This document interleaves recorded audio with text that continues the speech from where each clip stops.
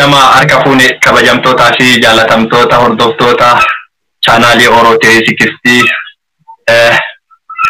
bakka jirtanitti baga nagaa jiraachan isiniin jecha akkuma baratame sagantaalee garaagaraa Oromoo TV qabatee isiniif dhiyaatu akka nu hordoftan gamanuma isin affeeraa warri chaanaalii keenyaaf illee haarawaa taatan chaanaalii keenya subscribe gootanii akka gara chaanaalii keenyaa dabalamtan asumaan isin gaafata. Guyyaa har'aatis akkuma baratame keessummaa kabajaa tokko nama guddaa Ameerikaa kutaa Columbus irraa qabadhee isiniif dhiyaatee jira. Keessummaan keenya akkuma aadaa Oromootitti mee sagantaa keenya kana eebbaan nu habananii isaan dhageeffannee gara gaafii keenyaatti ceenaa. Abuya eebbaan itti nu dabrame. Duraan dursee galatooma isin warri Oromoo 360 waan nu dhiyeessitanii fi guddifnee isin galatoomfannaa. Akkuma jettan eebbaa itti fufnaa nage waaqa nu nageessi nagaan nu bulchite nagaan nu oolchi. Mirga nu nageessi bitaa nu nageessi guddaa nu nageessi dikkaa nu nageessi nagaa nu kenni. Ummata bilisummaa hawwe bilisoomsi biyya bilisoomuu barbaaddu lafa nama walabummaa barbaadani dhugaa barbaadani dhugaa isaan barbaadan ati milkoominna isaanii kenni. Ka bosona jirul ka mana jirul milkoominnaaf guyyaa guyyaatti wanni isaa hawwan milkoominna isaaniitiif ati uwwaadhuuf barri bara nagaati. Galatoomii Abuyaa keenya sagantaa kiyyarratti argamu keetiif illee guddaa si galatoonfadhaa. Hedduu galatoon isin jedhame asumaan gara gaafii keenyaatti seennaa. Abuyaan keenya kun gara fuula Facebookiitiin Ton'aa Malkaa Girjaa jedhamanii beekamanii dhaabbattoonni ammoo Pastor Abraham Lukee jedhamu maqaan isaanii. Dhaggeeffattoota kiyya wajjin akka diteelii wal bartaniif mee Pastor Abraham eenyu mee eessa dhalatanii amma eessa jiran mee dhaggeeffattoota kiyyaan akka wal bartaniif jecha. Yaa dhugaa keetii ani kan dhaladhee itti guddadhee godina Gujii lixaa Bulee Horaa achitti dhaladhee guddadhee naannoon ani itti dhaladhee iddoo ani itti dhaladhe ammoo naannoo Qilleensoo Waachuu jedhanu kana dhaladhee waan silaati biyya suni haga baay'illeeni tureeralletti gaafa biyya jiru nama dargaggeessa ture baruma dargaggummaa kiyyaatti biyyaan baqadhee biyya Keeniyaa keessa ture biyya Keeniyaa keessaanii Ameerikaa dhufee amma ammoon Ameerikaa jiraadhaa jechuudha. Ayyee guddoo galatoomii mee akka nama dhalataa Oromiyaa bal'oo keessaa naannawa Gujii lafa badhaatu lafa warqee lafa dhadhaa lafa daa'imaa lafa loonii san keessaa baheetitti mee maal dhimmi biyya kan kee keessaa si baase guddaan kan yeroo baate sanitti yaadattu. Mee silaa akka jettutti dargaggummaatti biyyaa bahe jettaa ammaan tana harrii fuulaaf mataa kan kee irra argu jirraa ganna meeqa waliigalatti nama ganna meeqa taa'e haga biyyarraa baqate maal haala akkamiitirraa biyyarraa baate? Anamma biyyarraan guddoo tureera gara ganna 30 taa'eera jechuudha biyya ormaa keessa. Biyya sun irraa ammoo wanti na baase rakkinnuma yeroo sun jirutti biyya sun keessaan na baase rakkinni ammaa tana jiruu fi rakkinni yeroo sun jiru waluma fakkaata. Bara dirqiin waraanan nama geessanu ilma namaa geessanee itti qoraan godhanu ture. Barri bara bara Dargii ture bara Mangistuu Hayilemaariyaam bara gartee ilmi namaa tiitissa hanqatee yookaan waraana guuranee ifi ittiin dhaadatan akkuma ammaa tana biyyi Itoophiyaa keessa jirtu akkuma ammaati. Akkuma ammaan tana yeroo san Dargii illee hulluu moota Toorgin bar jedhu san ammallee hawwata abboota leenjisanii sirni Abiy Ahmed kun illee akkasumatti waraanatti nama woofu jira kun hin baqataa kun gara woofootti baqataa kun ammootu qeema keessa naannuma keessa dhiiga baqatee jala rokatutti jira carraa baqachuu sanillee argataa hin jiru ammaan tana namni karaa bahee ajjeefamaa kun hin hidhamaa haala jajjabaa keessa jira mee akkasumatti akka nama godina gara zoonii kibbaa kanatti dhalatee keessa beekuutti mee bara kana Gujiin maal keessa ture amma maal keessa jira haalli mee naannawa Gujii jiru mee maal fakkaata haala kanarraa mee nu ibsa. Gujiin galatoomi gaaffii gaarii na gaafattee akka dhalataa Oromoo Gujiitti sabni Gujii kibba kanatti sabni Booranaa waggaa sadeen kana gaafa duraa bara 2018 gammadanee turane bilisummaa arganne ilmi keenya nuu dhufe ilmaan teenna nuu dhufte gammachuu irraan kan ka'e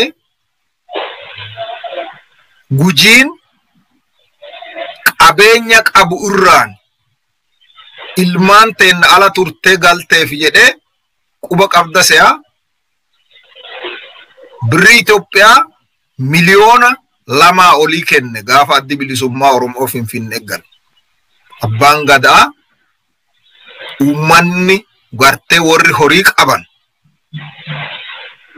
akkana ummata kana harka duwwaan kun ammoo aadaa saba Oromooti walitti harka duwwaa dhaquun jaalatu mana isaa yoo dhatte harka duwwaa si galchuun fedhu kanaaf gammada wonni sun taateeni jirjiirami sun ta'eeni gaafasi horii hagasi ga'u baase gammada kenne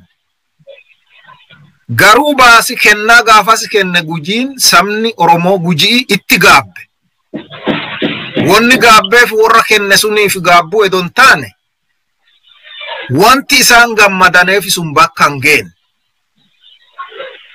karaan gorte karaa irraa gorte waa isaan yaadan irra dabarte waan sila durii isaan nu miidhe durii nu garboonse durii ilmaan teenna nurraa hidhe durii nu darare waan jedhu kaan irra gaddeebise warri mootummaa harkaan qabna jedhu gaafa isaa irra gaddeebisanu sabni Gujii saba Gujiitii fi gadda ta'e.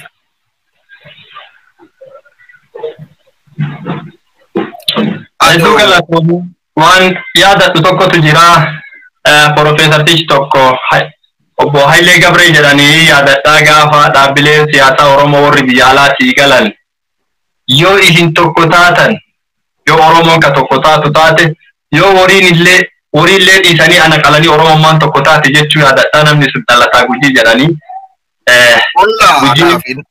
warri kennaaf warri isaanii walii olla akkasii nama cima garuu ardhaa tana Gujii akkaataa isa itti ilaalu hin beeku akkasii ammootu laali wanni sun guutuun wanni ilmaan Oromoo godinaalee cufaa gammachuu agasii itti qabaattee aga namni lubbuu xiyya gorraati ilmaan Oromoo warri dhaabbilee siyaasaalee tokko haa ta'u jedhan san sunuyyuun hanqattee gara facaasii marri dhufee waa baay'ee ta'e wanni baay'een ta'ame inni yaadatama mee gannoota sadan dabran kana Gujii keessa lolli hedduun ture safuun hedduun cabee hawwalee hedduura dararaan ga'ee maanguddoon ajjeefamtee manni namaa bira dhaabatamee humna poolisii mootummaatiin bira dhaabatanii ibidda itti jabeessanii ibiddaan gubamee haala akkanaa kana keessa dabree ammaan tana Gujii waraana bilisummaa Oromoo jala galee waraanni bilisummaa Oromoo naannolee hedduu harka isaa keessa galfatee jira.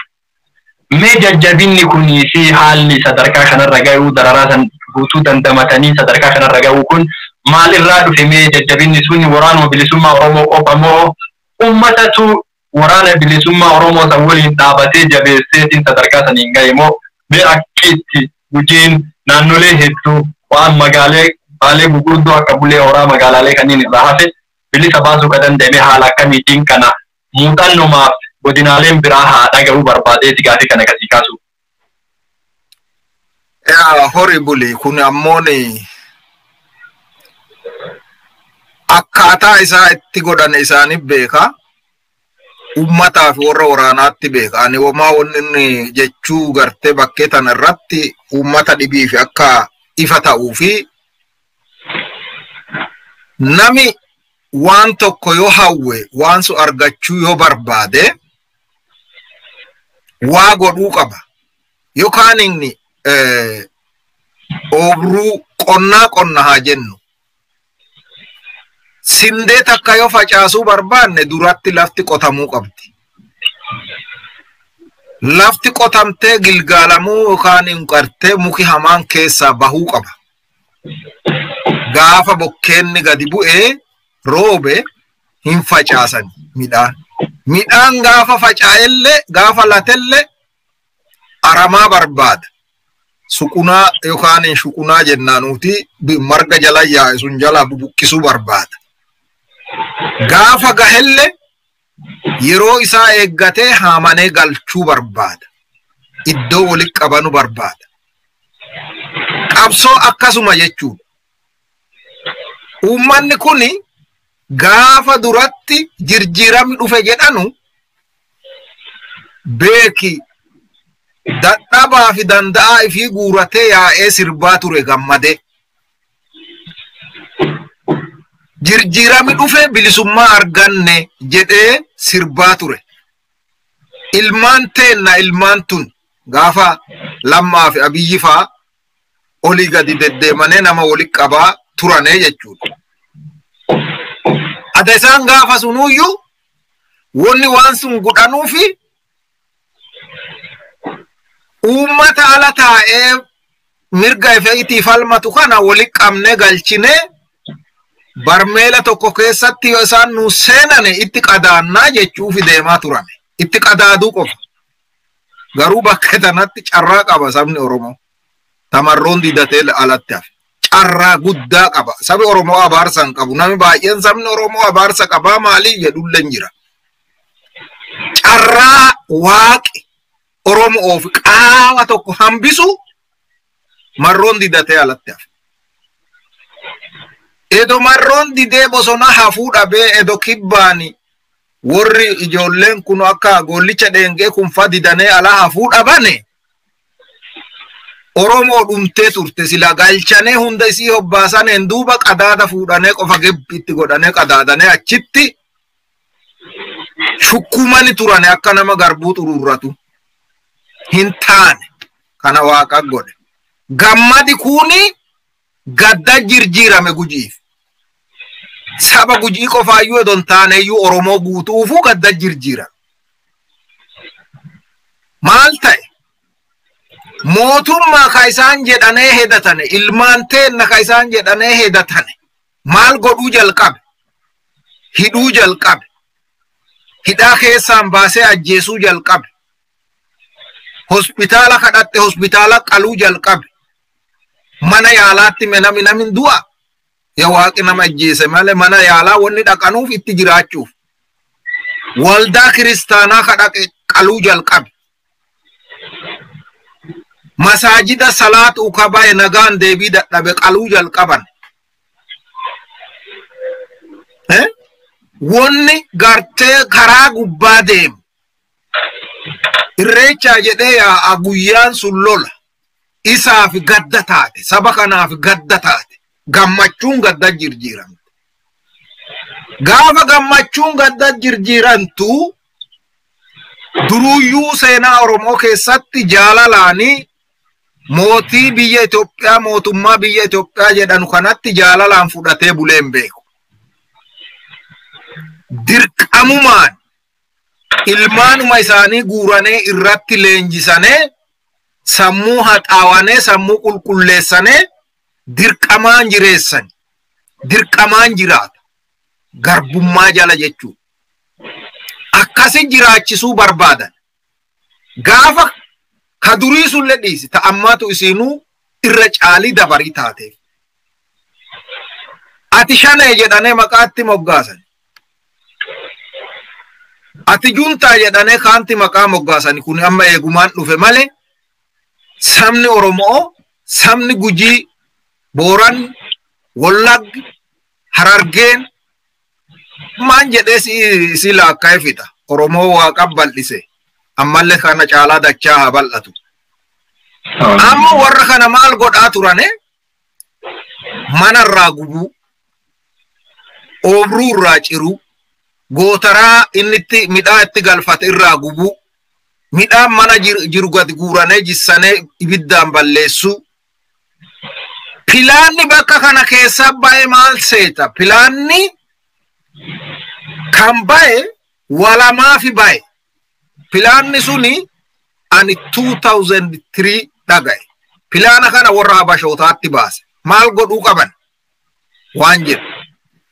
Itoophiyaa jedhanu tana bilisoomsuu fi takkitti godhanee Itoophiyaa afaan tokko dubbattu, Itoophiyaa amantaa isii tokko, Itoophiyaa maqaa isii tokko, Itoophiyaa sabni isii tokko godhuu fi akka Faransaay, akka Chaayinaafa sabni tokko dhumee lafarraa baduu qaba.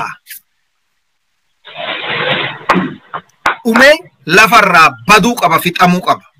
Yoo sabni tokko cafaqamee jedhe jiraatuu danda'a. Biyyi tun afaan kanaan Amaariffa, amantii Ortodoksii, biyya Itoophiyaa jedhamtuun bitamee jiraatuu danda'a. Kan jedhu sagantaa isaan baafatanii Washington DC kana keessatti kora taa'anii live kaasettii isaanii arge. Kaasettiin sun garuu na duraa wannoo ta'e sila amma nan baasa ture.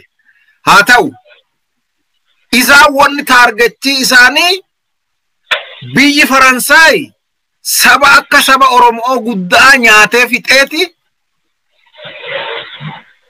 Wanni gartee united kan jedhan hojjateef biyya Chaayinaatti aga tokko hojjate, biyya dhibiif ammoo hojjan. Biyyi hundinuuyyuu kan bultuuni ethnic federalismiin bulti. Biyya addunyaatun ka jiraattuun biyya tana lamaan qofa irraa hojjate yeroo jalqabaatiif. Kun hin dhaba, kun hin dide. Maan jennaan mirga hiree ifi murteeffannaa hunduun fedha waan ta'eef. Amma sun nu hojjattu jedhee addunyaan kanatti federalizimii galee jechuudha. Wanni Oromoon gaafas gammadee fi nulle mirga hiree murteeffannaa arganne of bulchina. Federalizimiin jiraanna waan jedhuuf. Waan sun hin dhabe warrarra. Gaafa waan sun dhabe jedhu garaa hin jibbaate. Dubbatu hin du'a. Callisee ilmaa ifii bosona jirtu tana kunuunsuu jalqabe. Akkamiin warra kanan ifirraa kaafna. Maal jennaan warri duraanuu hin beetta. Warri sagantaa naftanyaa yookaan sagantaa Habashootaa baafatu kuni Oromooni akka inni ulee jabduu qabatee hin deemne ajajani. Ajaji bausan. Abboommiin bausuni jechuu kiyya. Abboommiin sun baasane kakana godhu eenyu, kakana xumuraan ga'uuf eenyu Oromuma. Oppidiyoo baanan ta yeroo hunda gartee nutti ummata beekaa malee ummanni hin beekuu ka jedhu. Ka warri yeroo hunda gartee ummata hiraarsu warra kanaa jechuudha. Warri kun irraa guura, ableelle irraa guura, waan dhibii dhiisiiti. Haamtuu margaa haamatanulle irraa guura. Warri kun ammoo hidhata qawwe. Kaaniif aadaa Oromoof ammoo haraama. Haramaa fi halaala. Kanaaf Oromooni wanta garte garbummaa san jala ba'uu barbaadeef Oromoon Gujii riphee ado dhumuu, ado du'uu, ado ajjeefamuu, ado hidhamuu ilmaan tana kunuunsuu jalqabe. Wanni isii gartee achi keessaan jalqabatti dhootee hagana qabachuu dandeetteef golgaa uummanni kenneef jechuudha. Kanaa jechuudha. galatoomii yaada bal'aa hedduu tokko waan hedduu keessaa baratan nu kaaftee galatoomi Pastor Abraham. Mee ittuma aansuudhaan olola miidiyaa kanarratti oofan tokkotu jira. Waraanni bilisummaa Oromoo lafa hedduu ka galgala takkatti dhufee keessa footoo ka'ee bilisoomsine sana qabanne jedhee keessaa deemaa. Achi booda ammoo mootummaan keessa deemee ummata tumaa nama hidhaa nama ajjeesaa. Waraanni adda bilisummaa Oromoo jedha wayitu lafa bilisa baasee magaalaa takkatti guyyaa takkaafillee qabatee keessa buleen qabu jedhan. Mee gujiilee keessatti mee wanti akkanaa ni jira mee gabaabsitee siin akka keessa naa baatu. Isi beetta galatoomi gaaffii tana akkuma gaarii na gaafatte gaaffiille gaafuma gaafatamuu qabdu aga danda'esii fi ibsa. Waraanni beetta bakka tokkon taa'u silaattu. Waraannummaan mootummaatu edo lafuma sun keessa jiru warrinuu keessuma deemaani. Beetta waan hin taane beetta oppidiyoo haasofti. Gantuun bari waa hin goonen qabdu. Oppidiyoon jedhanu tuni fakkeenyaa fi yoo isii dudda duuba isii deebinee lakkoofne wanni isaanii nurraan hin dhumu. Ummata sammuu isaanii dhuufe gartee ummata gartee jiruu isaanii qofaaf jiraatan. Ummata gartee jiruu isaanii qofa laalanu malee ummata sabaaf laalanu miti. Gaafa tokko leechoo baatii yoo akkanaa dubbatu dhagaye maan jenna ani nama saba kiyyaa fi falmataa mirga ilma namaa ture. Gaafa durii sunis waa inni ta'eef beenna hagana jennee isa kiritisaayizii godhuu hin barbaanne malee. Hin barbaannu maan jennaa haga danda'u hojjateera. Carraa argatee waa ittiin nyaatu argatee jennaan mootummaa biratti gale. Biyya Ameerikaa keessaa ka'e nami doktoraa tokko. Ameerikaa keessaa doktora tokkoof sa'aa tokko yoo inni taa'e $100 oli kanfalan. Sa'aa tokko yoo inni taa'e yoo dhaabatee lekchirii godhe. Dhaabatee lekchirii yoo inni godhe. Garuu birriin dhiiga namaa irraa dhuftu itti urgoofteeti fiigee Itoophiyaa galee moonnoo ta'a. Kuni haala kanaan jirti namoota tokko kan hojjetu tuttuquu kiyya don taane wanni jira bakka kanatti lafuma isaan keessa jiran kama poolisii mootummaa kan mindaa itti nyaatu ka hujii isaa ka hunu tanumaa baye osoo inni achi jiruyyuu addi bilisummaa Oromootu lafa sun keessa deema. Okay. Uummanni ammoo uummata lafa tana irra dhalate uummata lafa tana irra jiraatu lafa irraa kaasuu hin danda'an. Addi bilisummaa Oromoo uummata jeequun barbaadu uummata gartee waa hamtuu irra godhuun barbaadu hin barsiisa. Barsiisee dhufee ifi bulchaa akkana godhaa jedhee jaarolii ollaa itti yaamee abbootii gadaa itti yaamee qajeelchee nama wal dhabe akkanatti walti gartee akka gootan. Hujii isaa gartee kadadhabdan akka nutti fiddanu jedhee seera itti kennee bira dabra malee bakka tokko taa'ee isaanii eegu. Nami warri ammoo warri sun lafuma san keessa waan jiruufi yeroo tokko waraanni naannoo sun hin jiru yoo jedhane fiigee waa tokko tolcha. Sulli amma yoo taate itti cufamaa deemti malee itti banamaaf hin deemtu. Amma achi itti cufamaa deemti. Akka duraa fiiddee lafa keessa wogodhuufi itti dhiphatti. Maan jennaan akka isaani abdii kutatane uummata kana irraa abdii kutatane waa arganeefi itti cufane uummanillee carraan kennuuf carraa waan hin kennineefi wanni akkasii hin jijjira. Naannoo hunda keessa jira. Amma godina Gujii kanallee yoo taate Wallaggallee yoo taate amma gara Baalee kana gara Harari kana amma dhiyoo seenane haa ta'u ammoo wanni amma isaan godhan kun mootummaa wanni godhu dirqamaan duruu bulchuu waan barbaadee fi duruu waan itti beekuu fi waan bare sun godha. Haga beekanu mana eeganii jette sareen jedhan. Haga beeku godha. Ajjeesuu yoo isaa liidii godhuu fakkaatti. Bulchuu itti fakkaatti. Hidhuun bulchuu itti fakkaatti. Dhabansiisuun bulchuu itti fakkaatti. dhabansiisuun bulchaami. Gaaffii ilma namaa waa ilmi kenke fakkeenyaa si gaafate yoo hin kenniniif waan isaa yoo hin guutiniif yookaan yoo amansiisini hin ajjeefta. Mootummaan sila akka seeraatti beektaa abbaa uummata kanaati. Haadha uummata kanaati. Gaafa abbaan inni eeggatu isa bahee ajjeesu taate ummati maal haa ta'u? Ifirraa balleessa. Ifirraa darbata. Kanaafuu kun ammoo kan jiru ka amma warri footoo itti kaatee maalii itti kaatee jettu jedhee odeessu kuni nama kana oduu isaallee quba qabnaa iddoo inni jirullee hin beennaa. Nama magaalaa tokko irraa bahee magaalaa tokko ifiifuu dhaquu hin dandeenye. Sodaa ijoollee tana sodaatuuf. Ifiifuu manaanuun bahu. Manuma taa'ee waan kana barreessaa wama kana olola. Kana jechuuni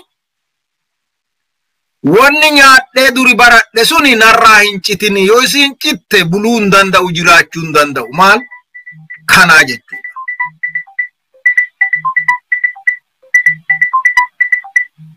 Kanaafi wanta akkasitti jira. Hedduu galatoom Pastor Abraham waan hedduu ummata keenya mataa nyaataa jiruu fi akka waan woboon wannummaa woboon kama godina tokkocha bilisoomsootu jira akka waan yaadaniiti. Ammoo woboon godinaalee Oromiyaa guutuu keessa akka jiru ragaa qabatamaa ummataati bilfiinnaa caalaa wanni ragaa bahuu danda'u tokkolleen hin jiru. Isaan mataa isaaniitii iyyuu shororkaan yoomuma Finfinnee tanaa dhufanii nummarsaniidhaaf cinqiin isaan ol guutte hedduudha. Mee achuma dhimuma woboo waraana bilisummaa Oromoo kana keessa osoo hin baane wanni tokko wanni ajandaa yeroo dheeraa ajandaa ta'ee fi isaan oofaa turanii isaanittis muttamsuu ta'ee warra bilisiginnaa ofiin jiru kanatti muttamsuu ta'ee waliigaltee oolaa fi waliigaltee waraana Tigree kana TDF inni kun mee akka ummata biratti ija akkamiitiin yoolaalame dansaadha. Ummanni yoo akkamiin ilaalaa jira. Mee akkuma dhuunfaa keessatti ati waliigalteen isaanii kun barbaachisummaan isaa maaliidha? Miidhaan isaa maali jettee yaadamee sirri keessa gabbuu nu ibsi waan kana irraa nu dubbadhu. Ummanni keenya waan hedduu burjaajee PPLF akkana isin goote tanaa waliigalee waraanni nu sababa saniif wal dhabee galiin saniif keessaa bahee faca'ee jedhanii waan garaagaraa kijiba oofaa jiranii. Kana mee ummanni keenya akka qulqullinaan hubatutti mee yaada bal'aa nu kenne waan kanarratti. Mammaasi tokko waan jedhu beektaa jaala kiyya. Manni gogaa waraabessaatiin ijaarame yeroo waraabessi yuuse diigamaa jedhan. Guyyaa waraabessi yuuse hin diigama. Amma shororkaa'uun biltiginnaa uummata kaatee olii gadi wonnoo gootee Tigree durii akkana gootee maalii akkana isin gootee jettu. Bari edo mana jechuun mana murtii dhaabbatane warri waliin qooda qabu bari OPDO amma propagaandaa ooftu kana beekta. TPLF ofii deemtee dhattee golga keenna seentee baaftee ilmaan teenna ajjeefne. Dhugaa yoo walitti ka golga seenee nu ajjeese warra isaan tumatanee OPDO isinii ergamtoota keenna isinii waan nuun jettane malee waan nu jenne malee waa godhuu hin dandeettanu. Maqaa kana fudhadhaatii maqaa kanaan lafa bulchaa maqaa kanaan lafa gartee biyya bulchaa jedhanii itti kenname. Warra suni jechuudha warri hardhalle TPLF akkana gootee garuu ammoo waan tokko gara galchinee yooyyuu bakka kanatti lafa kenne laalle TPLF seera suni sirnya sunitti saba Oromoo miidheera miidheera kophaa isaa miidhe iyyoo eenyu wal miidhe OPDO wal miidhe maqaa isaanii yoo barbaachisaa taate tarreessuu dandeenya. Homaan hunduu beenna garuu maqaa isaanii wanni irraa yaamnu hin jiru. Warri ilmaan teenna hidhee haadha teenna ajjeese ilmaan teenna ajjeese OPDOdha. Seeraallee yoo taate